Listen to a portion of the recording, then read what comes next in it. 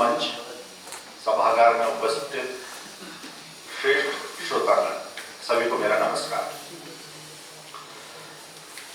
पहले तो मैं आयोजकों का धन्यवाद इस बात के लिए करना चाहूंगा कि एक अलग कार्यक्रम में उन्होंने मुझे बुलाया है।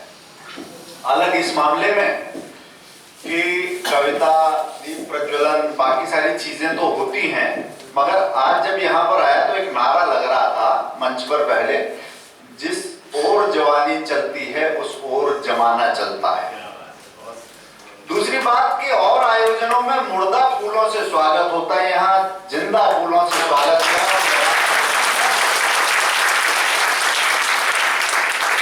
तो जब ये जोश हो, जवानी हो, जिंदा फूल हो, माहौल इतना खुला हुआ और ताजा हो, तो कुछ ताजी बातें करते हैं।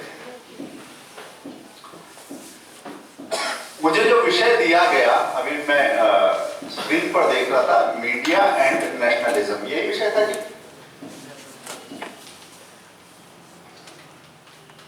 सभी ने उस पर अलग अलग तरीके से बात रखी, मगर मीडिया बड़ी प्रोमिनेंट चीज है। मीडिया एंड नेशनलिज्म, इसकी हिंदी क्या होती है, कोई बताएगा?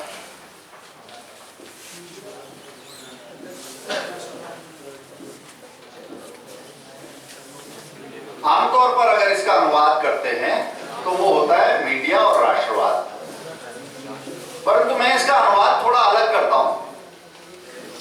मीडिया और राष्ट्रवाद, तो क्या राष्ट्र ऐसी चीज है जिसका कोई वाद हो सकता है, या राष्ट्र ऐसी चीज है जिस पर कोई विवाद हो सकता है?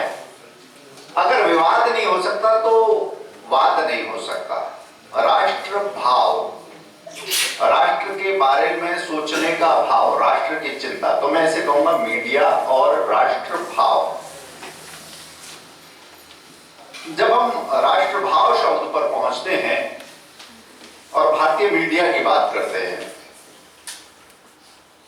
तो क्या इस भाव का दो ही चीजें होती हैं। भाव है तो क्या किसी का अभाव है या किसी का प्रभाव है? क्या राष्ट्र के भाव का अभाव है? अगर आज अभाव है तो पहले कैसा था? हमें आगे जाना पड़ता है। मित्रों, भारत इस मामले में पूरी दुनिया में अनूठा देश है कि यहां पर देश का नेतृत्व करने वाले और पत्रकार दोनों में कोई अंतर नहीं था। महात्मा गांधी हो, सावरकर हो, डॉक्टर हेडगेवार हो, लाला लाजपत राय, आप नाम गिनते जाइए, सारे लोग क्या थे? पत्रकार थे, संपादक थे। मीडिया ही था जिसने इस राष्ट्र की चेतना की अलग जगाने का काम उस समय किया समाज में, जिस समय आज के जैसे मीडिया की ऐसी परिष्कृत कल्पना नहीं थी। तो मीडिया और समाज की नेतृत्वकारी शक्ति के बीच में अंतर नहीं था। इस मामले में भारत अनूठा है, ऐसा देश आपको दुनिया में दूसरा नहीं मिलेगा। परंतु इसके बाद जो दूसरा चरण आता है वो है देश की आजादी का। ये आजादी से पहले की बात है। आजादी जब मिली तो सवाल आया कि अब तक तो देश को आजाद कराना है, इसीलिए अखबार चल रहे थे, इसीलिए पर्चे छप रहे थे। ऐसे लोग जिन्होंने घर बेच दिया, पत्नी के गहने बेच दिए, मां से जो धन मिला वो लेकर बेच दिया, सर्वस्व लगा दिया छापा खाना चलाने में। पुलिस से बचना है, छापों से बचना है, जेल चले गए तो जेल में रहकर भी हाथ से लिखकर पर्चे बाहर पहुंचाने हैं। बांटने वाले नहीं है, हरकारे नहीं है, खुद बांटने हैं। जिन लोगों ने पूरी जान लगा के ये काम किया, देश की आजादी के बाद एक सवाल ही आया कि अब तो देश आजाद हो गया, अब तक ये जो चल रहा था मीडिया, अब ये मीडिया करेगा क्या? बड़ी स्थिति थी कि ऐसे में क्या होगा। हिक्की गजट वगैरह पहले की बात है, परंतु वो मॉडल स्टैब्लिश नहीं था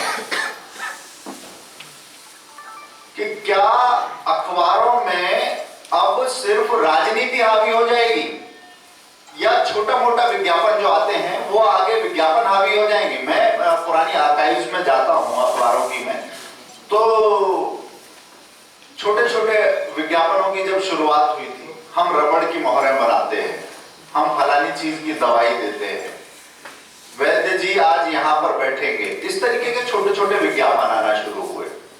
तो कुछ लोगों को लगा कि विज्ञापन आना तो शुरू हुए हैं, राजनीति की खबरें तो आना शुरू हुई हैं, मगर समाज के सरोकारों को क्या ये ढक लेगा? मीडिया का स्वरूप बदल जाएगा?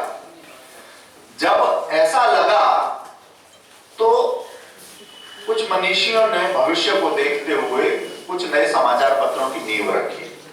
पांचजन्य और ऑर्गेनाइजर भी ऐसे ही समाचार पत्र हैं। 1947 और 1948 में इनकी नींव रखी गई